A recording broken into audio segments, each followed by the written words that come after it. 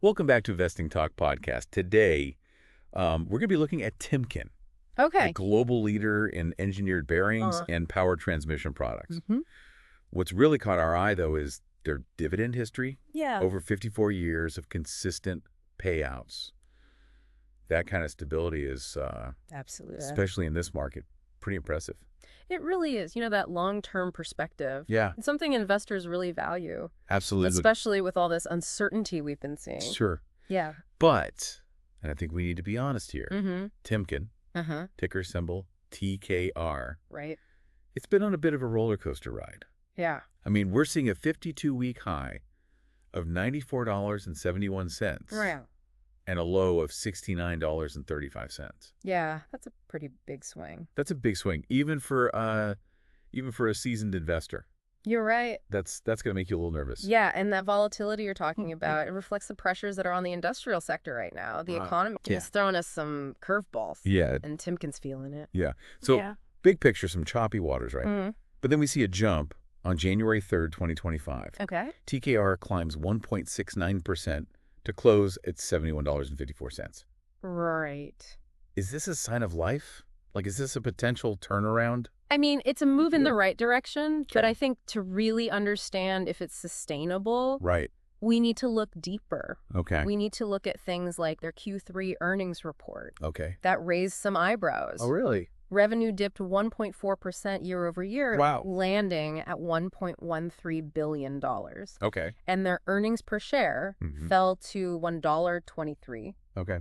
And both of those missed analyst expectations. So not what investors were hoping to hear. No, not really. And this is, if I remember correctly, this marks 6 straight quarters of what they call negative organic growth. What exactly does that mean? So organic growth basically means growth from a company's core operations, Okay. not from things like acquisitions or other, one-time things.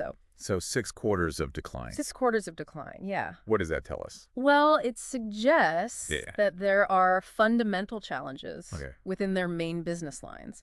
Okay. And to make things even more uncertain, they've lowered their full year 2024 revenue forecast. Really?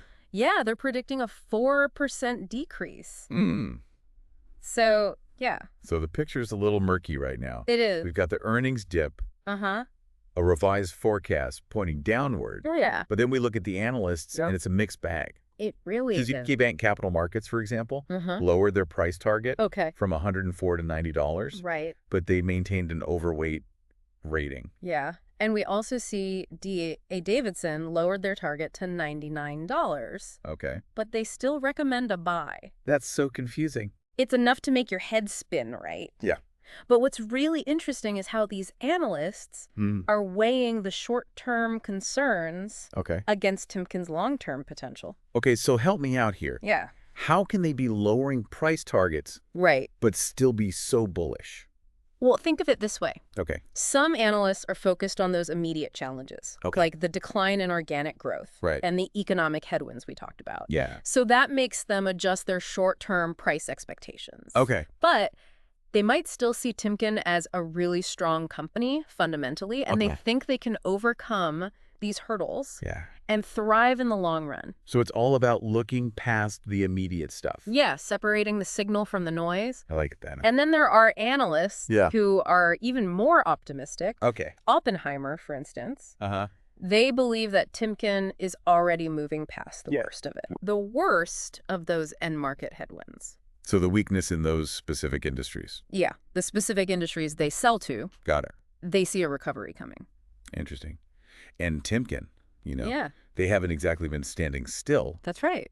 They recently acquired CG, Uh-huh. a precision drive systems manufacturer. Yeah. And this feels like a pretty significant move to me. It is. Bolstering their position in the automation market. It definitely is. It's a really strategic play by Timken, in this challenging environment. Yeah. They're showing they're proactive. Okay. They're not just cutting costs. Right. They're looking for opportunities to grow. And this acquisition expands their products portfolio, opens doors to new markets. So are we seeing a company that's kind of Yeah. strategically positioning themselves for a brighter future. It's certainly possible. And here's another interesting piece. Yeah. Some analysts actually believe that Timken stock is undervalued right now. Really? Yeah. The average price target among analysts sits at $92.90. Hold on. Yeah.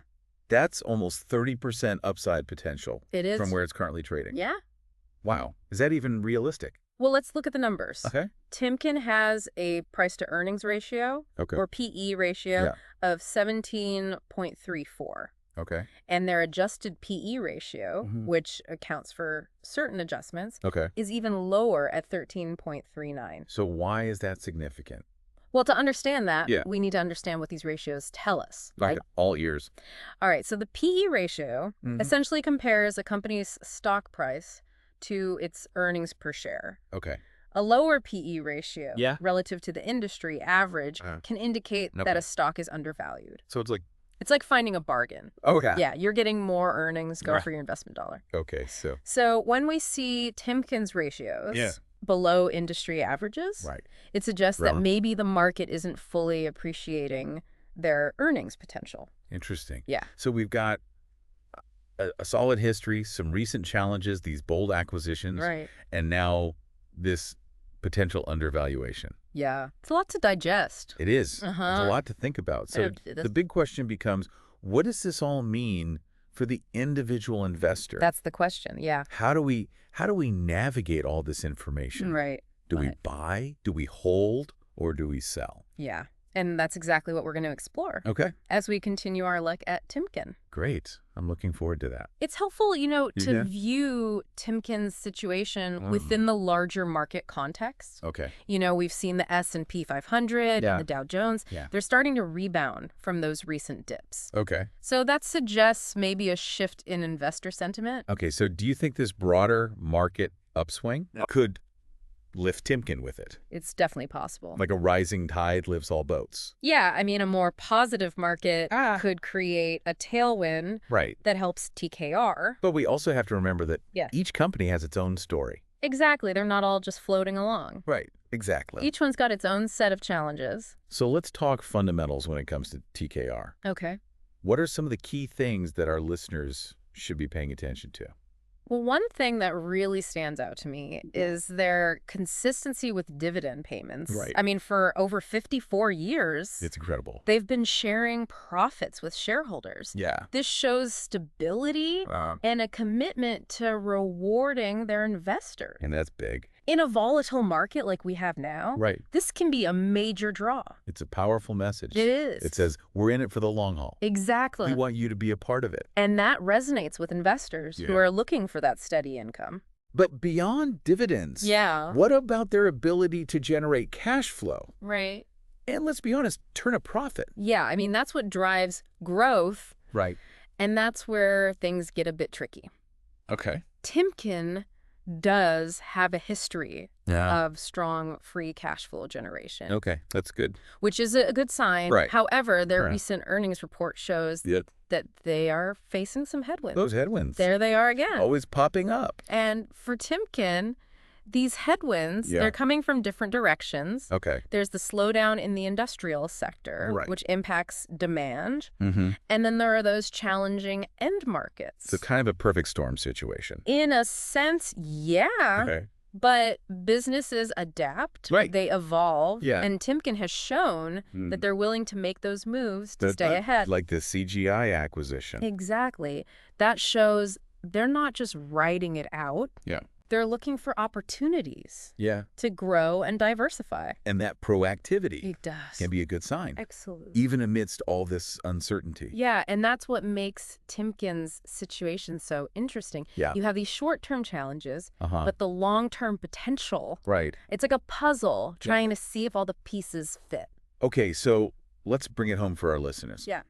What does this all mean for their portfolios? Okay, so first and foremost, don't panic. Okay, good advice. It's easy to get caught up in the markets day to day. Right. But investing is a marathon. Not a sprint. Exactly. Okay. Now, regarding Timken, there are a few things to think about. Okay. First, your risk tolerance.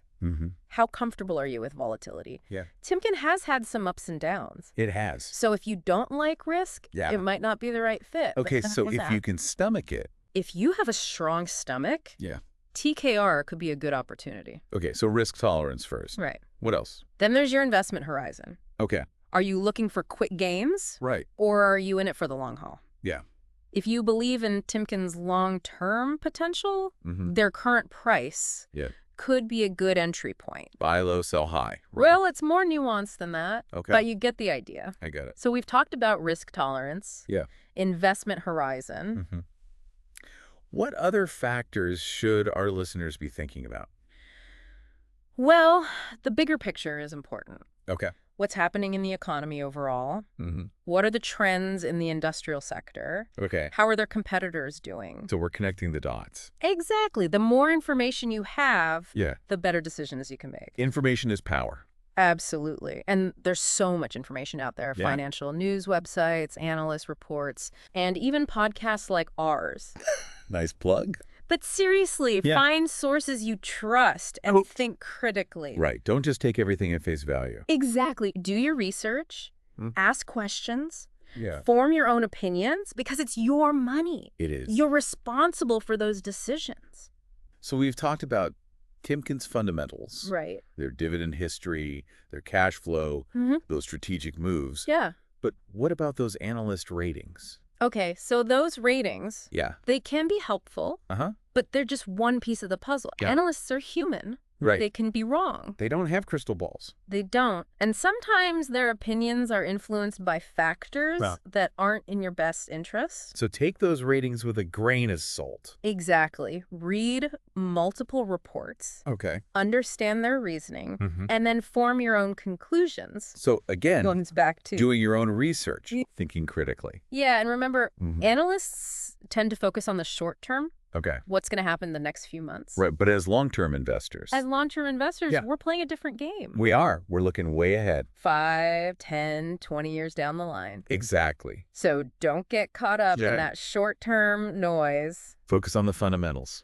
Exactly. And with Timken, those fundamentals are solid. Okay. They have a strong brand, a global presence, a history of innovation, and they operate in an industry that's essential to the global economy. Bearings and power transmission. Right. They're in everything. Right. Cars, airplanes. Wind turbines, mining equipment. That's not going away anytime soon. That market's here to stay. So even if there are short-term challenges, Timken's in a good space for the long term. Exactly. That's something to consider. It is. Okay. When you're evaluating TKR. We've covered a lot of ground.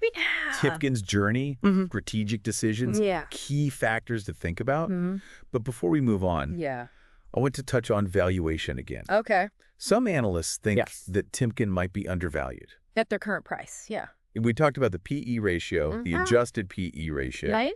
But for our listeners who aren't financial experts, break it down for us. Okay, so the price to earnings ratio, or PE ratio, it measures how much investors are willing to pay for every dollar of a company's earnings. So higher PE. Higher PE. More optimistic about future growth. Exactly. They're willing to pay a premium. Okay. Now with Timken, their PE ratio is lower than the average for their industry. Which could mean? Which could mean they're undervalued. Okay. And the adjusted PE? So the adjusted PE takes into account things like one-time charges, unusual items that might skew the earnings. So it's a more accurate picture. Exactly. Of their true earning power. Okay. And again, Timken's adjusted PE is also lower than their industry average. So from a valuation standpoint? TKR... It's looking pretty good. It's looking attractive. Okay. But remember, valuation is just one piece of the puzzle. All right. We have to look at all those other factors. All those fundamentals. Yeah. And valuation is subjective. Okay. What one investor sees as undervalued, another might see as fairly priced. So there's no magic formula? There is no magic formula. Right. It's part art, part science. Okay. You have to analyze the data, weigh the factors, and make a judgment call. And there's always risk. Always risk. Right. But that's also what makes it exciting. That's true. Okay. So as we wrap up this part of our look at Timken, what are the key takeaways? Okay, what should our listeners be thinking about? Timken's a solid company. Long track record. They've got challenges. Right. But they're taking action to address those challenges and position themselves for growth. And they're in an industry. That's essential to the global economy. Right. That's a big plus. That's a big plus. So from an investment standpoint. There are opportunities and risks. The classic risk reward. Exactly. Their current price could be a good entry point, especially if you believe in the long term. Right. And they have that consistent dividend, which is attractive for income-focused investors. Okay, but there are those headwinds. There are headwinds that could impact earnings. In the short term. In the short term, yes. And, of course, market risk. Market risk, things can change quickly. Yeah, they can. So before making any decisions, do your research. Understand your risk tolerance. Okay. And make sure Timken aligns with your overall goals. Finding the right fit. Finding the right fit for your portfolio. I like that. And investing is a journey. It is. It's not a destination. Okay. It's about learning, adapting, making smart decisions. So stay curious, stay engaged. Stay curious, stay engaged, and well said. Okay, so we want to hear from you. We do. Our listeners. Yeah. What are your thoughts on Timken? Buy, hold, or sell. Share your opinions. Let us know. In the comments. But before you do that, let's dive a little deeper into Timken's operations and their approach to innovation. Welcome back to Investing Talk Podcast. We're continuing our look at Timken. Okay. And you know, one thing that really stands out to me is their commitment to innovation. Yeah, I agree. It seems like they're always pushing the boundaries in their industry. Absolutely. Timken understands that in today's business world, if you stand still, you're falling behind. Right. They have to constantly invest in research and development to stay ahead of the curve. It makes sense. And their acquisition of COG is a great example of that, bringing in that cutting-edge technology. It's like they're constantly upgrading their toolkit. It is. To better serve their customers. Exactly. Speaking of customers, Timken has a really diverse customer base. They do. I mean, they serve it's impressive. a wide range of industries. Very wide range. Automotive, aerospace, wind energy, heavy industrial equipment. You name it, they're there. Well, and that diversification is a key strength for them. Okay, how so? Well, they're not overly reliant on any single sector, which helps reduce risk. Okay. So if one industry takes a hit, they can balance it out with strength in another. That makes sense. It's a smart way to deal with the ups and downs of the economy. Absolutely. So we've talked about Timken's strengths. We have. Their innovation, their diversification, their commitment to shareholders with those dividends. But let's be real. No company is perfect. No company is perfect. What are some potential weaknesses? Okay, so one risk for Timken, and really any industrial company, is how cyclical their business is. Okay. Their performance is tied to the overall economy. So when the economy's booming. When the economy's booming, business is great. But when there's a downturn, things can get tough. Yeah, that makes sense. And lately, the global economy has been facing some headwinds. Yeah, we talked about those. Inflation, supply chain issues, geopolitical uncertainty. It's a lot. It creates a difficult environment for industrial companies. Yeah. And those headwinds can mean... They can mean lower demand for their products. Which, of course, impacts... It impacts revenue and profits. Right. Okay, so that's one risk. One, and then there's competition. Yes, competition. The market for bearings and power transmission, it's crowded. Okay. There are a lot of big players out there. So Timken's constantly fighting. They are. They're constantly battling for market share.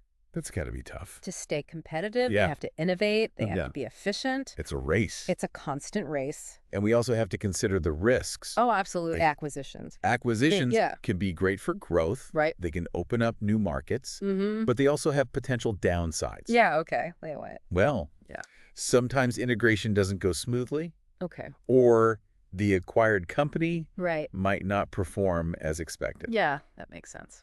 So even though the CG acquisition looks good, it's important to see how it all plays out. So stay informed. Stay informed. Keep an eye on things. Keep a close eye on those numbers. Because good decisions. Good decisions. Yeah. Come from good information. Absolutely. Well, we've reached the end of our show. We have. And I want to leave our listeners with a final thought. Okay.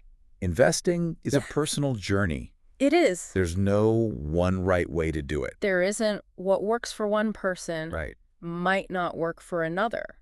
So it's really important. It's crucial to do your own research. Understand your goals. Understand your goals, your risk tolerance. Right. And make decisions that are right for you. Don't just follow the crowd. Don't follow the crowd.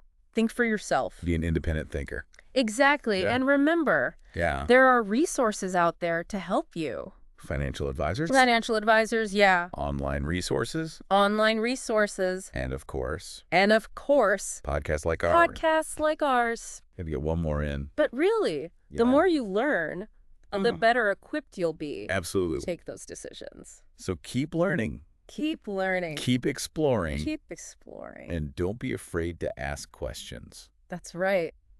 And that's it for this episode of Investing Talk Podcast. It is. Thanks for joining us today. We appreciate you listening. We hope you enjoyed this discussion on Timken.